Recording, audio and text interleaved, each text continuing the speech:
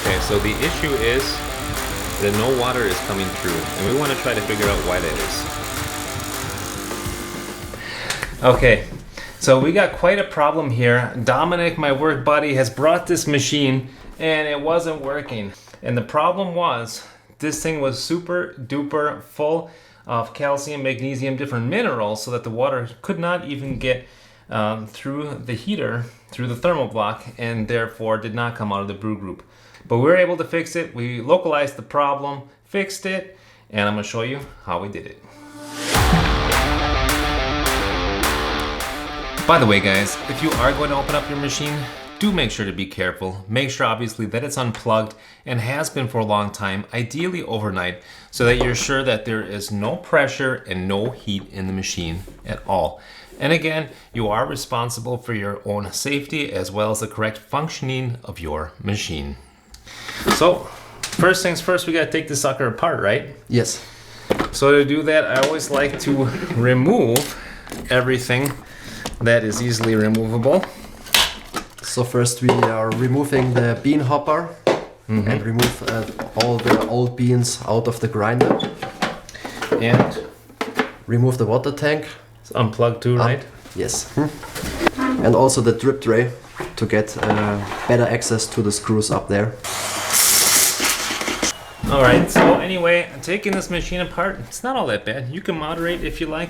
We just have to get the top off and the back part here to gain access to the inside.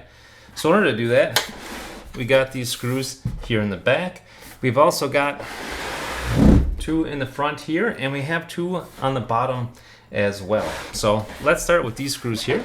And also to mention, we have one hidden screw on there. I normally just fast forward this part or kind of cut through it. But let's just see how quickly we can get this apart.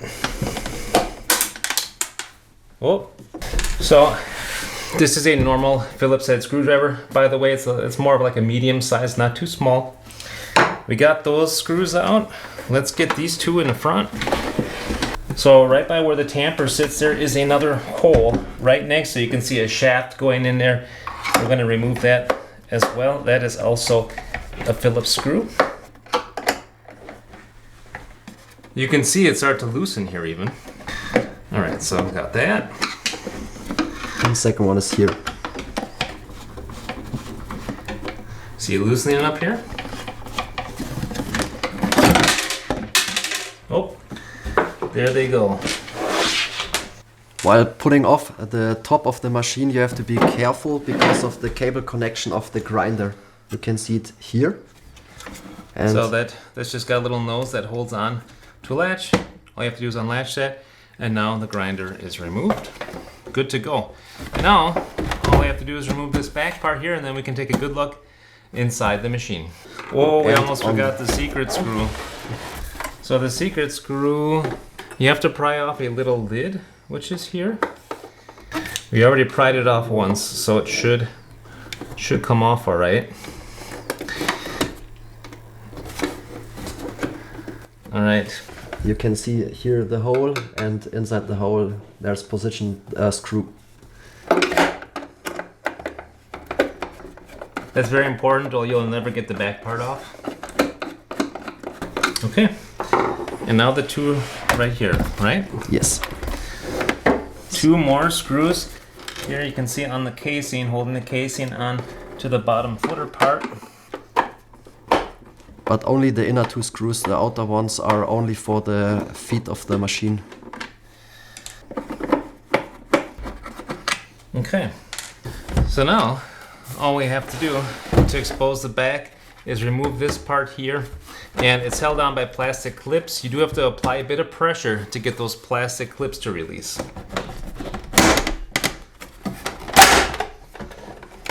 All right, and now you can see that now we have the machine exposed. And now let's get into the problem that we had with this machine, what we had to do to fix it.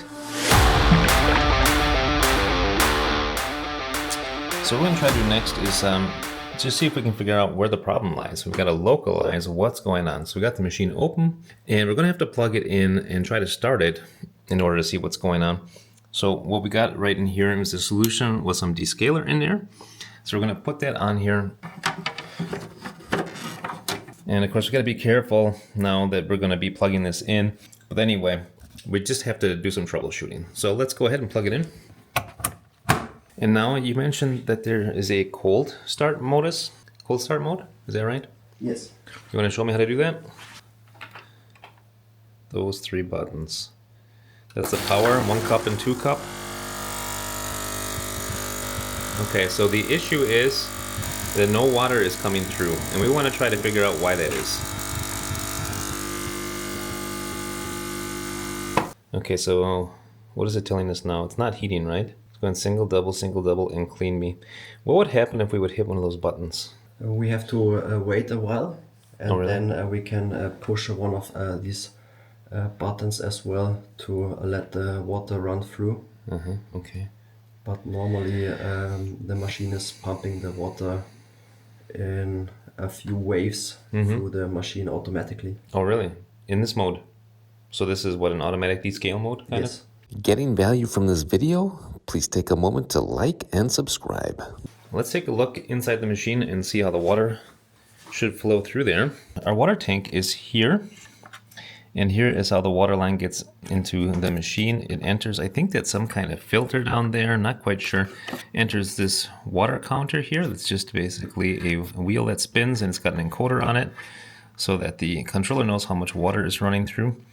Then it goes over to the bottom of the pump. You can see that red thing there. This is the Ulca pump, and it exits at the top of the pump after being pressurized through this overpressure valve here. So all the water that is fine, has a correct pressure, goes up and exits out of the top of this here and enters into the top part of the thermoblock, goes round and round and round and exits here on the bottom.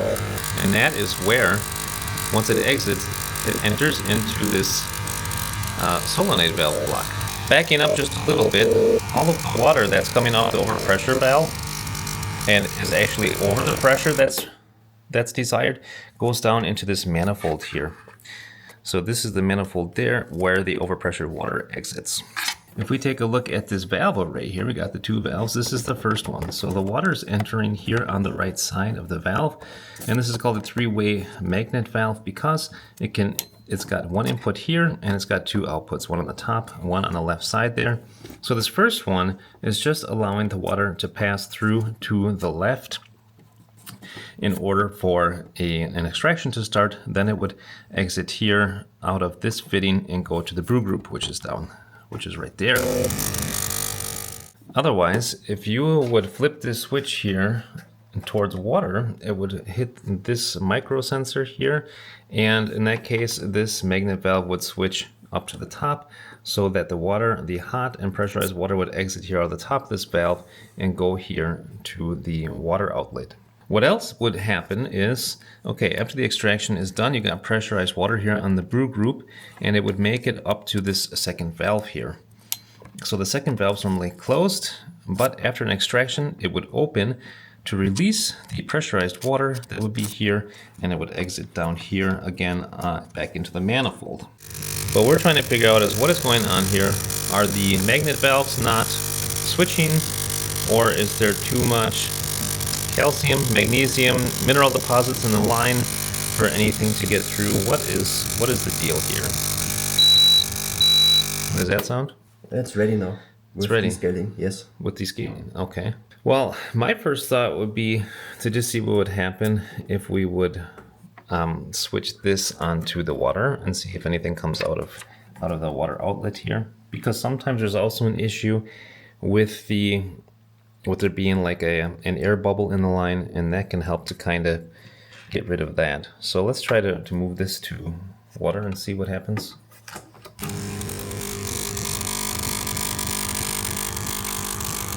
So this valve should be open up here to the top and should go here to the mechanical valve. That does not seem to be happening, right? Nothing coming out? No. Okay, switch it back off once. Why don't you just try to run an extraction and see what happens? I did feel it. I felt the solenoid fire. So it's definitely trying to fire. There's nothing wrong with this solenoid from an electrical standpoint, but it could be blocked with scale or something. So you can stop it again. Let's stop the video for now. So off camera, we did do just a little bit of troubleshooting because I wasn't sure how long it was going to take to find the issue. You have to start from the water source and work downstream from there and see where is it getting stopped. And we could see and we could feel that it was making it all the way to the thermoblock, but it did not seem to be exiting the thermoblock. The reason is, at the entrance of the thermoblock, the water is still cold and therefore not as many mineral deposits at the beginning, but at the end of the thermoblock where it's totally heated, that is where the water really starts to release that kind of scale. And that is where it got plugged up. So we did a blow test and found we could not blow through the thermoblock, and that is where we are going to start the video. So we think we found the problem. We attached a tube here and tried to blow here into the thermoblock and just feel if anything comes out down here on the bottom. And actually it's just only resistance. You cannot blow through here at all. And I don't know if you can see that, but here at the exit, it is completely white and full of calcium. Can you see that white in there? Right in the middle? It's full of calcium and therefore, or other minerals, and therefore we have to probably remove this guy and either replace it or try to figure a way to manually descale the crap out of this thing. So we're going to remove these two electrical connections. We're going to remove the ground wire. We're going to remove these, looks like it's the PID controller here, not controller, the PID probe here. And we already loosened, there's just two screws here on either side, a screw, so that now it's already loose. And let's remove it and try to descale it. Okay, so if you can see all that white inside there, it is there's a tube there. It's a relatively small diameter, but it's totally full of mineral deposits. So that seems to be the culprit right there. Now we got to figure out a way to either replace it or descale it if we can. So what you can do is take a guitar string like this here and just stuff it in there and try to get all the way through with the guitar string. I thought that was going to work pretty well, but actually the guitar string didn't do all that much. So what we had to do instead is just kind of work all around that orifice there and try to get all the scale out that we could just by basically poking in and around that area. Okay, so after a whole lot of poking around to get this area freed up here, now you can blow into the input side and feel the air exiting at the output side. So now we can put everything back together and try descaling again. Okay, so after we finally got this completely decalcified so that we could blow through the thing again, we got this line here on the bottom put back on, and this was the problem area. So now we're going to put everything back together and do a completely descaling and just see how it works. So if we work back, what do we have to put on next? I think the PID probe, right? Where did that go?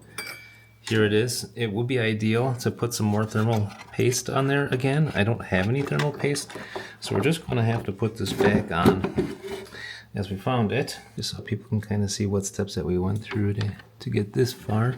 That's the reason I'm kind of showing the reassembly. And the other one I dropped in here. So this guy was here, there's another fuse. This guy was here. Let me just place it, put this guy on first. Over both. Tom, over both. The crimp connection.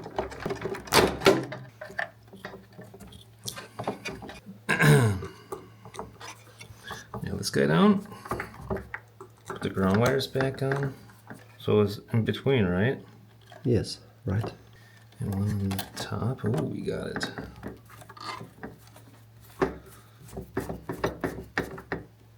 Very nice.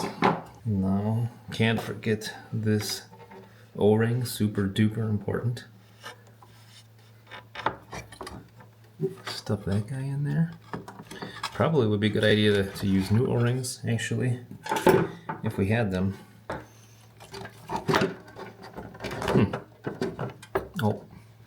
in here. Good. One more clip. Hopefully I still have the clip. Alright, went right in there. Perfect. Okay. Now I can screw this guy down. I don't think these are magnetic. Oh, you want to start there?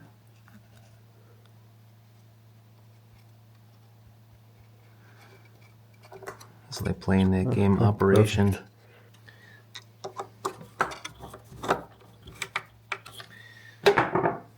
Now there's one more screw on the other side. Is it lined up? No, it No. is. It's actually kind of good because I got the washer kind of cockeyed on there, so it'll stay put. Oh, dang it. I got too cocky.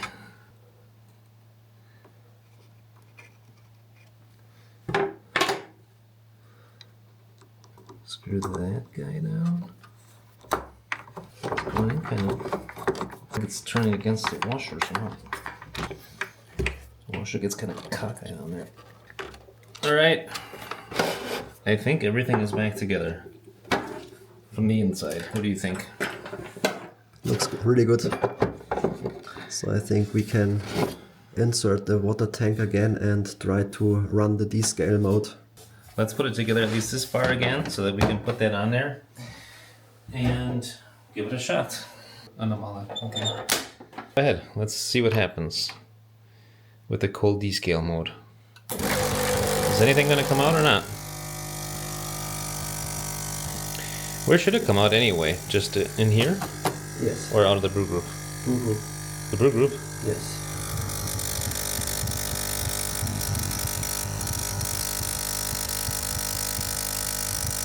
Is it draining any water? Not yet. Might take a little bit though, if there's more blockages. Look at all this scale that we got out of there. Son of a gun. Just letting it soak in, huh? The solution.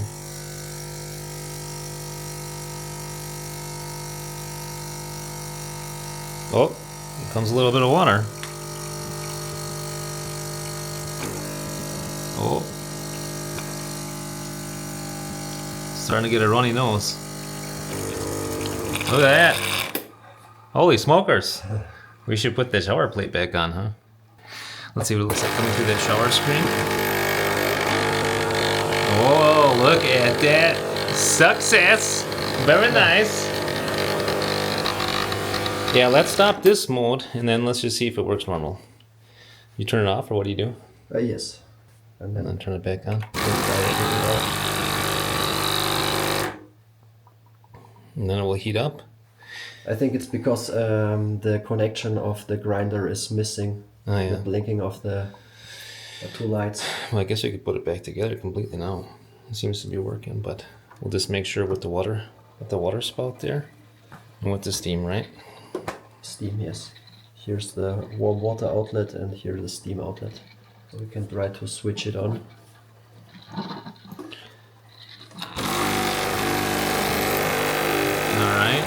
Oh, we got hot water. Perfect. You want to try the steam? Yes. Yes. I think it's looking really good.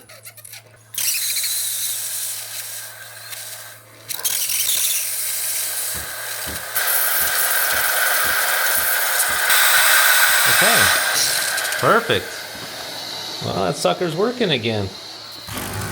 Saved another machine from the graveyard. Yeah. At the end, put everything back together, of course the opposite way, and hopefully you got your machine working again. One more tip, by the way.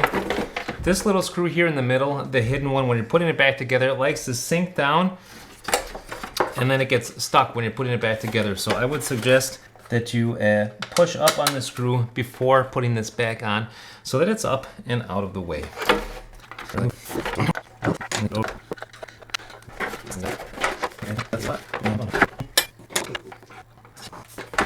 See if we can completely dump it out.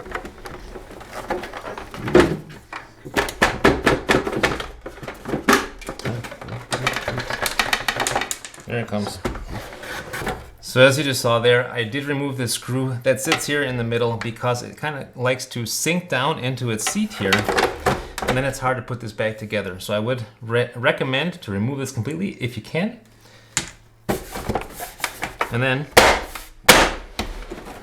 you can just pop everything back into place.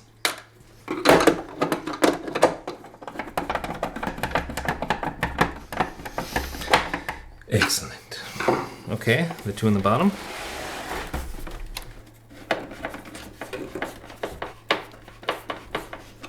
Let's tip it a little bit more towards the camera maybe. Okay. Okay, reconnect the grinder sensor. Just clips right back on. I'm just gonna kind of weave this back into place. Just like so. Now we can put in the remaining screws.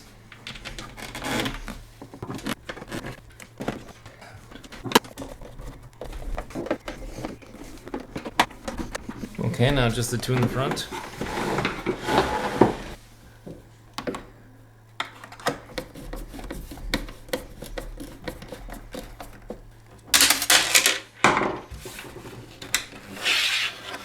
It's too bad these aren't magnetic.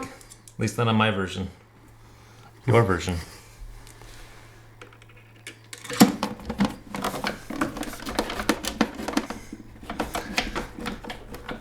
Okay. Oh, can't forget to put this cap on. Let's hide this screw so that the next guy also gets frustrated. Okay.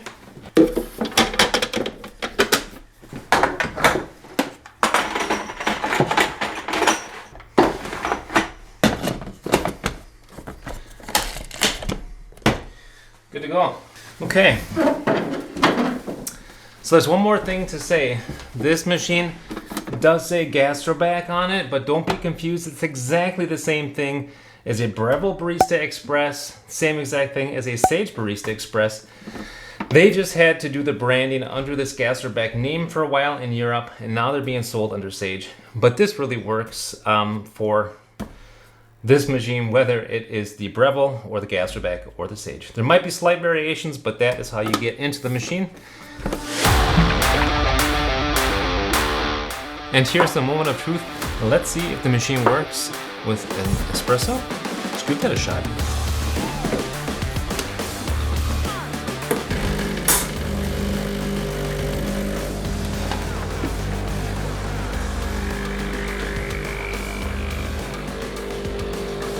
Oh yeah.